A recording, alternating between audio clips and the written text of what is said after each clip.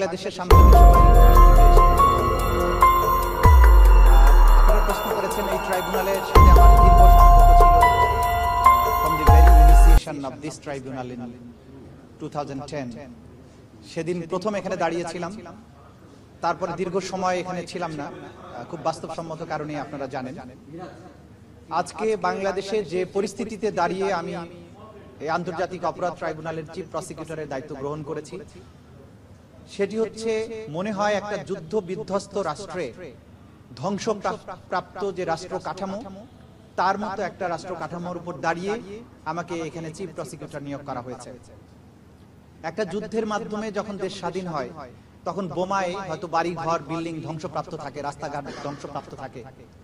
আমাদের বিল্ডিং গুলো হয়তো ধ্বংসপ্রাপ্ত হয়নি, কিন্তু আমাদের রাষ্ট্রীয় সকল কাঠামোগুলো ধ্বংসপ্রাপ্ত হয়ে গেছে। আমাদের এমন একটা বিপ্লব হয়েছে ছাত্র জনতার রক্তের মধ্য দিয়ে, যে বিপ্লবের মধ্য দিয়ে প্রধানমন্ত্রী, পার্লামেন্ট, মন্ত্রী পরিষদ, পুলিশ প্রশাসন, সিভিল ব্যুরোক্রেসি, এমনকি মসজিদের ইমাম পর্যন্ত পালিয়ে গেছে। তার অর্থ হচ্ছে যে আগের স্বৈর শাসকেরা দেশটাকে এমন একটা অপরাধের পর্যায়ে নিয়ে গিয়েছিলেন যে এই মানুষগুলোকে পালাতে হয়েছে। সেরকম একটা প্রেক্ষাপটে দাঁড়িয়ে যখন আমাদের তরতাজা তরুণ সন্তানেরা জীবন দিয়েছেন, যারা প্রতিদিন এখনো হাসপাতালে আহতরা কাতরাচ্ছেন, এর মধ্যে থেকে শহীদ হচ্ছেন, রক্তের দাগও এখনো শুকায়নি, সেই রকম পরিস্থিতিতে এই যে সংগঠিত অপরাধ এবং গণহত্যা, সিস্টেম্যাটিক যে অপরাধগুলো সংগঠিত হয়েছে নিরস্ত্র জনতাকে নিশ্চিহ্ন করার জন্য, তাদের বিচারের লক্ষ্যেই এই ট্রাইব্যুনাল আবার পুনর্গঠন করা হয়েছে, আমাকে চিফ প্রসিকিউটরের দায়িত্ব দেওয়া হয়েছে। এই মুহূর্তে আমি শহীদদেরকে স্মরণ করছি, বিশেষ করে আবু সাইদ যে বুক বাড়িয়ে দিয়েছিল বাংলাদেশের জন্য। স্মরণ করছি আসহাবুল ইয়ামিন, সাভারে যাকে এপিসি থেকে অচেতন অবস্থায় কিভাবে ফেলে দিয়ে তাকে হত্যা করা হয়। স্মরণ করছি ছোট ছোট বাচ্চাদের যাদের মাথায় গুলি লেগেছিল, আবু সাইদ মুগ্ধ থেকে শুরু করে রাফি, নাম না জানা অসংখ্য শহীদ, যাদের নাম আমরা এখনো জানি না, যারা গণকবরে আছে, যাদের পরিচয় আমরা জানি না, যারা এখনো নিখোঁজের তালিকায় আছে। এই শহীদদের রক্তের দাগ শুকানোর আগেই সরকারকে আমি ধন্যবাদ জানাই যে তারা দ্রুততম সময়ের মধ্যে সিদ্ধান্ত নিয়েছেন ট্রাইব্যুনাল পুনর্গঠন করার, এবং চিফ প্রসিকিউটর সহ প্রসিকিউশনের একটা ছোট্ট টিমকে তারা দায়িত্ব দিয়েছেন।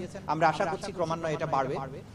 আমাদের প্রথম প্রায়োরিটি হচ্ছে, যেহেতু এই ঘটনাগুলো খুবই তাজা, এই এভিডেন্স গুলো যারা পারপিট্রেটরস আছেন, যারা আসামি হবেন এই মামলাগুলোতে, তারা কিন্তু এখনো বাংলাদেশের বিভিন্ন জায়গায় আছেন, অনেকের দায়িত্বেও আছেন। তারা এই আলামতগুলো ধ্বংস করার চেষ্টা করবেন। আমাদের প্রথম প্রায়োরিটি হচ্ছে এই হত্যাকাণ্ড, গণহত্যার যে আলামত আছে এগুলোকে সংরক্ষণ করা, দ্রুততম সময়ের মধ্যে এগুলোকে সংগ্রহ করে প্রসিকিউশন এবং তদন্ত সংস্থার হাতে নিয়ে আসা, যাতে করে ন্যায় বিচারের ক্ষেত্রে এই আলামতগুলোকে আমরা আদালতের সামনে উপস্থাপন করতে পারি। আমরা চাইবো বাংলাদেশের যে ছাত্র জনতা, আমাদের সন্তানেরা, আমাদের ছোট ভাইয়েরা এবং আপামর জনতা, যারা এই দ্বিতীয় মুক্তিযুদ্ধের সময় রক্ত দিয়েছেন, ফিল্ডে ছিলেন, যাদের চোখের সামনে হত্যাকাণ্ডগুলো ঘটেছে, তাদের প্রতি আমাদের অনুরোধ থাকবে, আপনারা দয়া করে আপনাদের চোখে দেখা, আপনাদের হাতে থাকা যেসব এভিডেন্স আছে, যে সমস্ত তথ্য প্রমাণ আছে, শহীদদের তালিকা আছে, আহতদের তালিকা আছে, আসামিদের তালিকা আছে, কারা এগুলো করেছে, সেগুলো দ্রুততম সময়ের মধ্যে এই ট্রাইব্যুনালের প্রসিকিউশন টিম কিংবা তদন্ত সংস্থার কাছে পাঠিয়ে দিন, যাতে করে আমরা একটা প্রপার তদন্তের মাধ্যমে একটা সঠিক এবং ন্যায় বিচার করতে পারি। আপনারা জানেন যে একটা রাষ্ট্রে যখন একটা গণহত্যার মাধ্যমে একটা স্বৈর শাসনের পতন হয়, ইতিহাসের পট পরিবর্তন হয়, তারপরে শহীদ এবং নির্যাতিত যে সমস্ত মানুষ, তারা প্রতিশোধ পরায়ণ হয়ে যান। এই প্রতিশোধ পরায়ণতার আগুন নেভানোর সবচাইতে উত্তম পন্থা হচ্ছে একটা ন্যায় বিচার প্রদান করা।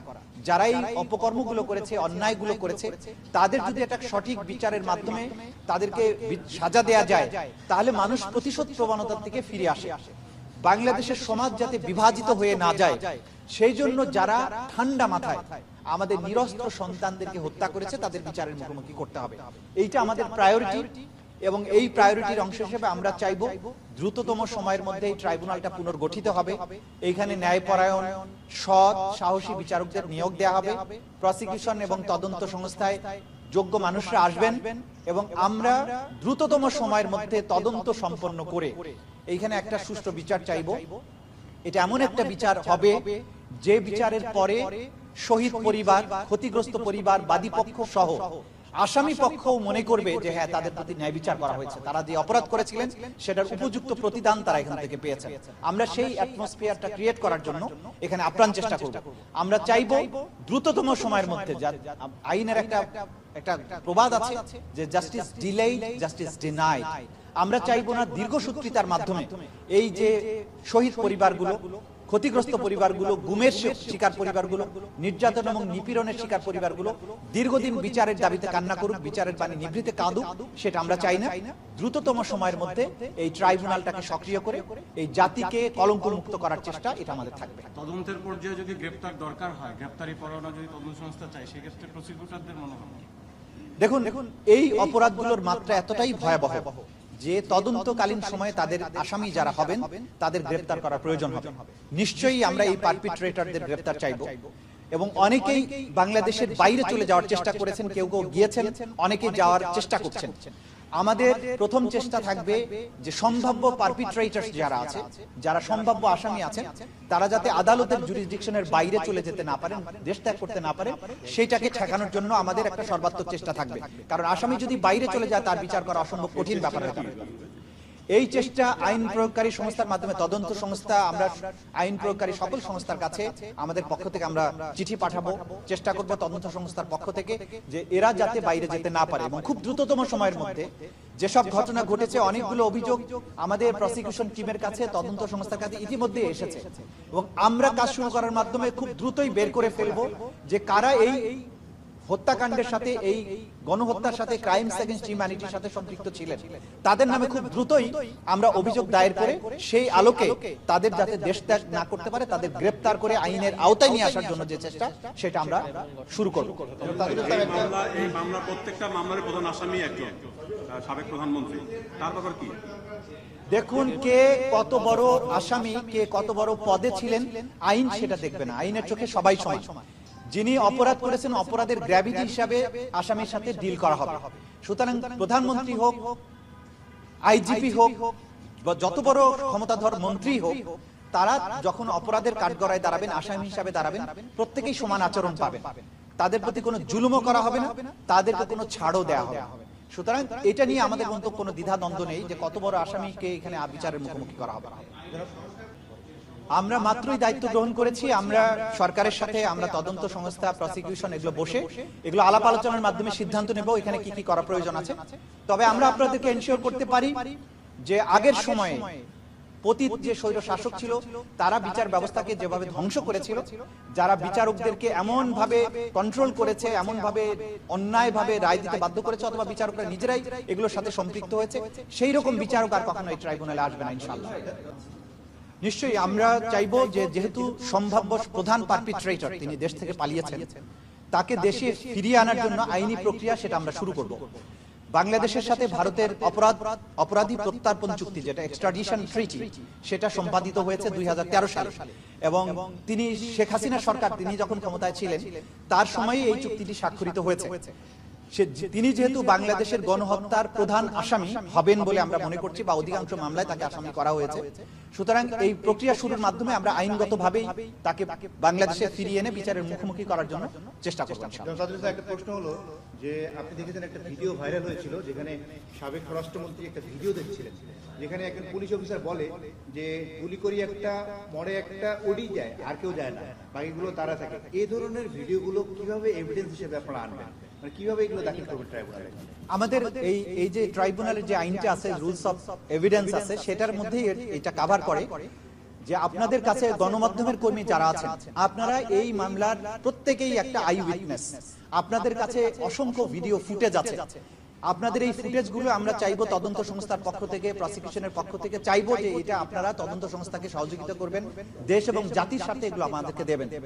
এই ফুটেজ থেকে যেটির কথা আপনি বললেন সেটা থেকেই বোঝা গিয়েছে যে এই হত্যাকাণ্ড ছিল একটা রাষ্ট্রীয় পরিকল্পনার অংশ, এবং কমান্ড রেসপন্সিবিলিটি এখানে আছে। প্রধান হিসাবে প্রধানমন্ত্রীর নির্দেশে মন্ত্রী, স্বরাষ্ট্রমন্ত্রী, আইজিপি সহ তাদের যে বাহিনীগুলো, তারা ঊর্ধ্বতন কর্মকর্তাদের বা ঊর্ধ্বতন রাষ্ট্রনায়কদের কমান্ড ফলো করে এই কাজগুলো করেছেন। তাদের এই রিপোর্টিং থেকেই বোঝা যায় যে কিভাবে নিরস্ত্র মানুষকে তারা নিশ্চিহ্ন করার জন্য কাজ করেছেন। তারা চেয়েছিলেন সবাইকে মেরে ফেলতে, কিন্তু এসে রিপোর্ট করছেন যে একটা গুলি লাগলে শুধু সেই যায়, বাকিগুলো যায় না। এগুলো হচ্ছে আমাদের বীর সন্তানেরা, যারা বুক দিয়ে বাংলাদেশটাকে আগলে রেখেছেন, যারা জীবন দিয়েছেন, তাদের প্রতি ন্যায় বিচারটা করতে হবে আমাদেরকে। সেই কারণেই এই যে ওয়াইড স্প্রেড, সিস্টেম্যাটিক এবং রাষ্ট্রীয় পরিকল্পনার অংশ হিসাবে যে গণহত্যা এবং ক্রাইমস এগেইনস্ট হিউম্যানিটি, সেইটার বিচারের আওতায় এই ট্রাইব্যুনাল। কারণ এই ট্রাইব্যুনালটা গঠিত হয়েছে বা এই আইনটাও তৈরি হয়েছে শুধুমাত্র এই বিশেষায়িত অপরাধের বিচার করার জন্য। সুতরাং আমরা তাদেরকে এই বিচারের আওতায় নিয়ে আসবো। প্রধান চ্যালেঞ্জ হবে, দেখুন, এভিডেন্স কালেক্ট করা। অপরাধটা গোটা বাংলাদেশের ৫৬,০০০ বর্গ মাইলের প্রায় সব জায়গায় সংঘটিত হয়েছে একই সাথে। প্রত্যেকটা জায়গায় একটা কমন ইনস্ট্রাকশন ছিল যে গুলি করে সব মেরে ফেলো। সুতরাং ৫৬,০০০ বর্গ মাইলে আমাদের ৬৪ জেলায় যতগুলো উপজেলা থানা আছে, সব জায়গায়, অলমোস্ট সব জায়গায় এই অপরাধগুলো সংঘটিত হয়েছে। এই অপরাধের যে আলামতগুলোকে সংগ্রহ করা, সেগুলোকে কম্পাইল করা, এটা একটা চ্যালেঞ্জ। এবং দ্বিতীয় চ্যালেঞ্জ হচ্ছে যে আসামিরা এখনো সবাই পলাতক এবং প্রধান আসামিগণ অনেকেই দেশ ত্যাগ করেছেন, দেশ ত্যাগের চেষ্টায় আছে। তাদেরকে আওতার মধ্যে নিয়ে আসা, আইনের আওতার মধ্যে নিয়ে আসাটা একটা প্রধান চ্যালেঞ্জ। আর আলামতগুলো দ্রুততম সময়ের মধ্যে নষ্ট হয়ে যাওয়ার আগে সংরক্ষণ করাটা, এই দুটো আমরা চ্যালেঞ্জ মনে করি। বাকিটা হচ্ছে আমাদের পরিশ্রম এবং আমাদের চেষ্টার ব্যাপার। এটা আমরা চেষ্টা করবো ইনশাআল্লাহ। একটা হলো যে ট্রাইব্যুনাল তো এখনো বিচারকরা নাই এবং তদন্ত সংস্থাও পূর্ণাঙ্গ নাই। এই বিষয়ে আপনারা কি কোনো কথা বলবেন কিনা কর্তৃপক্ষের সঙ্গে? আমরা অবশ্যই আজকেই আমরা জয়েন করেছি। আমরা চাইবো দ্রুততম সময়ের মধ্যেই সরকারের সাথে আমরা বসবো, মন্ত্রণালয়ের সাথে আমরা বসবো। আমরা চাইবো যে দ্রুততম সময়ের মধ্যে তদন্ত সংস্থায় লোক নিয়োগ দেওয়ার জন্য। প্রসিকিউশনেও হয়তো আরো অনেক লোকজন লাগবে, সেগুলো সরকার নিশ্চয়ই এই ব্যাপারে সচেতন আছেন। সরকারের পক্ষ থেকে এই নিয়োগগুলো দেওয়া হবে এবং আমরা খুব দ্রুততম সময়ের মধ্যেই ফুল সুইং আমাদের তৎপরতা শুরু হয়ে যাবে। এটা আমরা জাতিকে আশ্বস্ত করতে চাই। জি, ভিডিও এভিডেন্স হিসেবে নেওয়া যাবে। ট্রাইব্যুনালের আইনও আছে এবং আমাদের যে এখন সাক্ষ্য আইন বিদ্যমান আছে, সেখানেও এই ভিডিওকে এভিডেন্স হিসেবে নেওয়া যাবে। আরেকটা প্রশ্ন করেছেন, ট্রাইব্যুনাল এখনো গঠন হয়নি। ট্রাইব্যুনাল গঠন না হলেও তদন্ত সংস্থা এবং প্রসিকিউশনের কাজ কিন্তু শুরু হতে কোনো বাধা নেই। তদন্ত সংস্থা কাজ শুরু করবে এবং চিফ প্রসিকিউটর নিজেরাই তদন্ত শুরু করতে পারবেন। আমরা তদন্ত শুরু করব আজকের থেকেই এবং তাদের যে এই তদন্তের মাধ্যমে যে পরবর্তী ধাপগুলো, প্রক্রিয়াগুলো, এগুলো শুরু হতে থাকবে। যেদিন কোর্টের নিয়োগ হবে সেদিন আমরা কোর্টের কাছে ফর্মালি অ্যাপ্লিকেশন করব ওয়ারেন্ট আর অ্যারেস্ট ইস্যু করার জন্য। কিন্তু তার আগে আমাদের যে কাজগুলো আছে সেগুলো চলমান থাকবে। আমি এখনো যোগদান করার পরে এই ধরনের কোনো কিছু আমরা পাইনি এখনো। আমরা এগুলো যা অভিযোগ প্রসিকিউশনের কাছে বা তদন্ত সংস্থার কাছে জমা হয়েছে, আমরা এগুলো পর্যালোচনা করে দেখব। দেখে আমরা আইন অনুযায়ী যথাযথ ব্যবস্থা গ্রহণ করব। আমরা যেহেতু এখনো দেখিনি, কাজে কোনো মন্তব্য করছি না। দেখুন, কোনো কনফ্লিক্ট তৈরি হওয়ার কোনো সুযোগ নেই। 2014 সালের পরে আমি ডিফেন্সের কোনো মামলাতে এই ট্রাইব্যুনালে আসিনি এবং এই মুহূর্তে ট্রাইব্যুনালে যত মামলা চলমান আছে তার কোনোটার সাথে আমার কোনো সম্পৃক্ততা নেই।